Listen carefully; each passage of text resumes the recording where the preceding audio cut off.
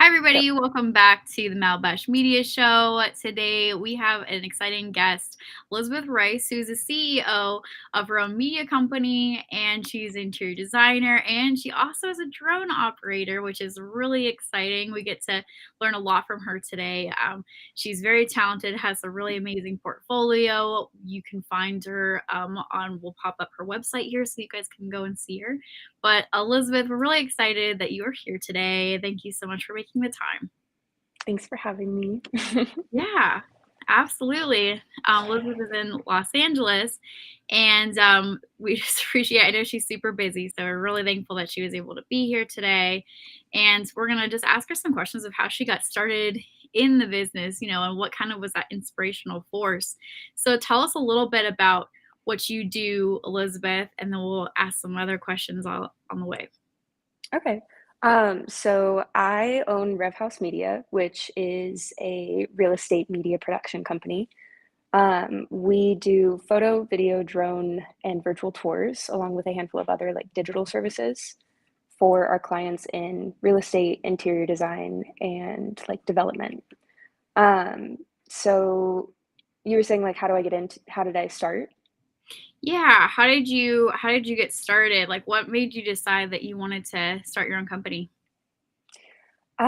So starting my own company was after I got into photography. First, I started photography as like a hobby, and then I realized like most photographers I knew were doing freelance. I was lucky enough to be brought on by another real estate photographer who trained me and taught me like everything that I know. Um, and I realized that I kind of wanted to lean more the interior design route when I initially started, um, because I wanted to do a little bit more like artistic and like the vignettes and the F1.8. Mhm. Um, and I was just lucky enough to have a handful of people around me who were their own business owners, and entrepreneurship kind of was just a topic that they would bring up so often that I eventually realized I'm like, oh, I feel like this is actually the direction that I want to go in, and I would like to be the owner of my own business.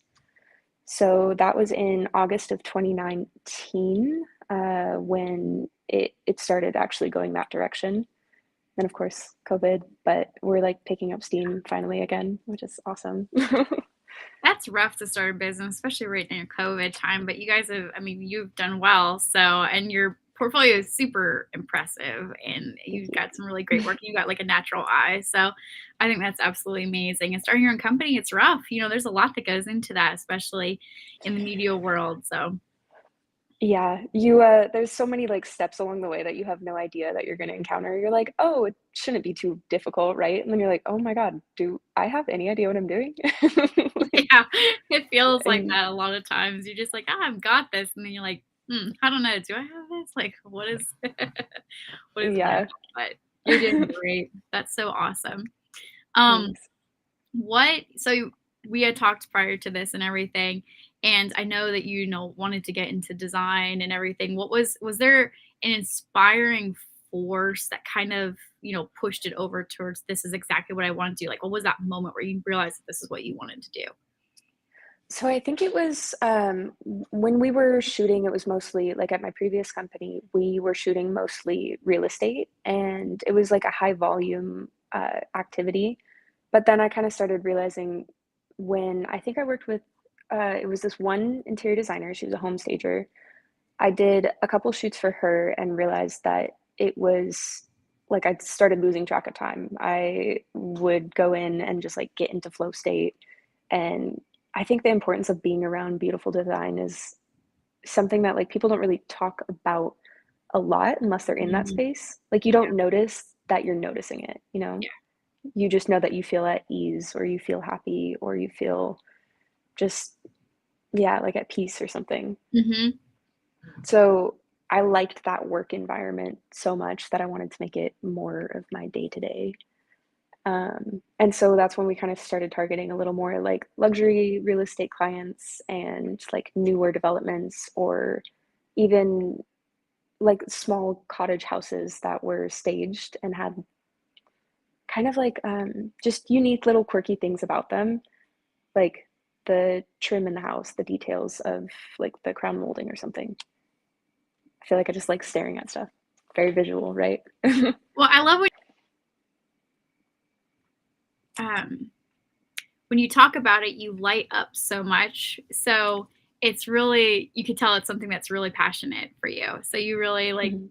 when you talk about your style and like what things you look for and stuff. Now, is there a specific style that you enjoy over other styles? I mean, I know it's kind of a hard question, but I mean, I think everybody's got like their preferences, right? I think there's so many different ways that you can make a space look beautiful, but I feel like I lean towards kind of like modern minimalism, like just new, crisp, clean lines, a lot of like white, like white walls for some reason are my just absolute favorite thing. But then watching interior designers just get creative with it and add their color and textures and just like actually observing how they design the house, it makes me be like, oh, maybe I should like do my own house like that. Yeah. that's So awesome. I wouldn't say like anyone in specific, but yeah. Yeah, yeah, that's really awesome. And I think when you have so many ideas and you can see, where they can a lot of times mesh, it's hard to create just one genre that you really like, because so many of them can connect really well. So, what Mhm. caused, the drone side of everything? How did you get started with that exactly? So drone is actually in the real estate and then development, so more like commercial real estate. It's Hmm. super helpful because if you say are looking at some like 10-story building, you want to be able to get a view of the whole thing. Or if you have a house in like a really cute neighborhood and you want to show off like local amenities like schools, parks, that's kind of like a standard in real estate photography. And then getting to throw like the drone footage into a video, it adds like a whole extra angle that you're like, oh my God, like that looks like a movie. Yeah. Yeah, absolutely. It's really a nice professional touch to have that. And I was talking to you earlier. To me, I wouldn't be able to connect taking the photos with being able to operate the drone. I'm sure I would get used to it, but it would be pretty rough, I think, in the beginning. So I take Yeah. my hat off to you being able to do that successfully and everything. And I know, so there's laws too about drones, right, in certain states. Hmm. So you have to be aware of that as well. So Hmm. I'm sure that makes it even, trickier and stuff. But Yeah. It's that's the awesome. What was find one of before your you fly. favorite gigs that you've enjoyed or done? Um, so okay. I feel like every high-end like luxury space that I've been in has been a lot more like they all have their own appeal to it, right? Yeah. The very first one on my website, that was Blue Homes. That was just like one of the first houses that I got to shoot with my past company. Um, but I would say some of the like individual homes that I've shot, like people's houses, they like Circa Los Angeles was one of them. And then 33 Tahoma was another one in San Francisco. Mm, They were just like residence homes and just getting to see like the actual unique touch of like a person who lives there. yeah. So those ones for sure. And then like the views are amazing. I'm sure they're Um, amazing. That'd be so fun. yeah. And then this other one that stood out is like, I would say kind of like the Airbnbs because it's like, I don't know, there's so many different unique little quirks about all of those. Um, And then, God, there was this one in East Sac. It was another woman's home. She was going to Airbnb it. And it was just so cute the way that they designed it. Like the architecture and the style in East Sacramento specifically, I feel like, um, is something that I've always just been drawn towards. Like in the Fab 40s, it's just such a cute neighborhood and like every house has so much character there.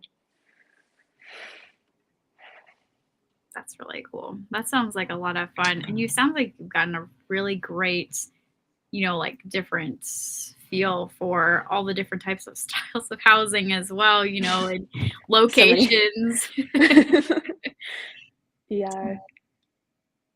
That's pretty Yeah, it's exciting. it's also cool going from, like, Sacramento to, like, San Francisco to Napa to LA and seeing, like, what's more common in those Mhm. areas and where people kinda have, like, a I would say in, like, the bigger cities, people have a hub of more interior design, more, like, evolution in the way that they'll, like, decorate the home or the way that they'll build the home, and it's just cool to see it, like, evolve even faster in, like, more densely populated areas. Interesting. That's a really Yeah. interesting insight. Um, Mhm. because I don't think, a lot of people when they look at it from the outside, it's like, oh, well, that house is pretty. Like that's the basics of it, or in the city, it tends to be a little bit more people are open to the design side of things and, out in maybe rural area, not so much. So it is Mhm.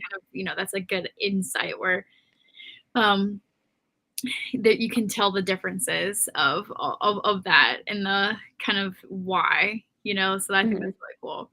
Um, Yeah. what are some other like for you, like what are some gigs that you were surprised about that were kind of like a shock to you that you were aided that you got or that you weren't sure that you were going to be as like it wasn't going to be as interesting and it turned out to be really cool. There's like a lot of houses that were involved in that just kind of like they need to go on the market and they need to be sold. Mhm. So, like there is a lot of like track homes and a lot of places that are maybe more run down. But at the end of the day, like someone now gets to see that like the house is for sale. They get to see what it looks like inside before maybe they drive an hour away to go see it. Yeah. Um, so I think it's like I don't know, it's just like those are the run of the mill days where you're like, this is just part of the process. Right. But Yeah. yeah, yeah. That's so cool. And like, what are some things that you would tell your younger self, or I mean, you're so young. What would you tell yourself getting into this, or somebody who's coming up behind you that looks up to you and wants to get into something that's in the design field or photography, especially with drones and aerial shots? I would say some of the best advice that I've gotten that I'm actually starting to realize and like implement, I would say first, just fail and fail fast. Just get it out of the That's way. You're not awesome. going to Yeah. do Hmm. 100% your best work at the beginning. Just get out of the way. Yeah. Um, and then lately, I'm definitely realizing like help others. Like when you are in service of other people, you Yeah. realize that your network expands and grows so much more. Um, and like people are kind, like people want to help you. And when you kind of just approach relationships in that way, where it's like, okay, well, I would love to do something for you just to like watch you grow and prosper, like it always eventually comes full circle. So just be a good person, I guess. No. Yeah. Yeah, that's 100% true. Be a mentor. I was talking, listening to somebody earlier today. They were talking about, being a mentor and having a mentor, and if you have a mentor or somebody that's willing to give to you, make sure that you're giving back to them as well, have that full circle that comes along. And I like what you said, Yeah. the key is like fail and fail quickly. We're Yeah. going to fail. It's going to happen, so how are you going to do it? Are you going to do it uh now or later down the road? You can't get past that. It's might as well learn it and be willing to ask for help and get through it faster than just Yeah. kind of. And like especially to that note, I think like a lot of people, like myself included, have this perfectionist idea of like I need it to be perfect. I need circumstances to be perfect and I need to be perfect before I can start. But at the end of the day, like there really is no perfect anything, no perfect circumstance. There's So, not. yeah, just Yeah, there's not. kind of There's so going many for people it. that just need to get it out there and just start working on it, and most of us think that it has to be perfect. We have to have the perfect website, this, that, cards, whatever, it needs to all be perfect before we can get started, and that just won't. Yeah. Yeah, it's like you don't know how many times I rebranded at the beginning thinking I'm like, "Okay, this is the productivity I need to be working on." And it's like, it's not. Like, Yeah. Productivity, that yeah. won't change, that won't pay the bills, you're what Mhm. your logo looks like is not going to make people necessarily want to come to you any more than, yeah, that's really good Yeah. advice. And, like, just getting the momentum rolling because, like, once you're in it, it's like that is like, "Okay, this is just my life now." Like, this is the movement that I need, but it's like an object at rest stays at rest. So, Hmm. yeah. That's awesome. What would you say your ideal client is? I feel like I have a few in mind, and, um, I would say ideally someone who takes absolute, like, pride in their work, and loves beautiful spaces, I would say, as much as I do. So that would tend to be like a luxury real estate agent or a luxury interior designer, um, because it can cross between commercial and residential if they're in the interior design space.